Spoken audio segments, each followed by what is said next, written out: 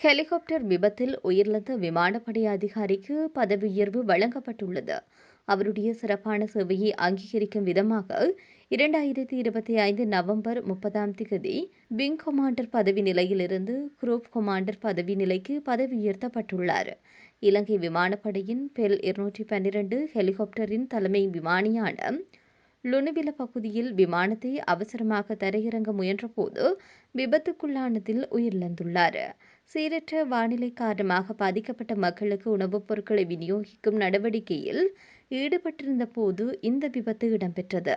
பிரதான விமானி wing commander Nirmal Siyambalapitiya உயிரிழந்திருக்கின்றார். இவ்வாறு உயிரிழந்தவர் 41 வயதான 3000 மணித்தியாலங்களுக்கு மேல் விமான பயண அனுபவத்தை கொண்டு அனுபவம் வாய்ந்த விமானி என இலங்கை விமானப்படை தெரிவித்தது. இவரது இறுதிச் சடங்குகள் விமானப்படையின் முழு மரியாதையுடன் எதிர்வரும் டிசம்பர் மாதம் 4 நடைபெறும் என்று கூறப்படுகின்றது.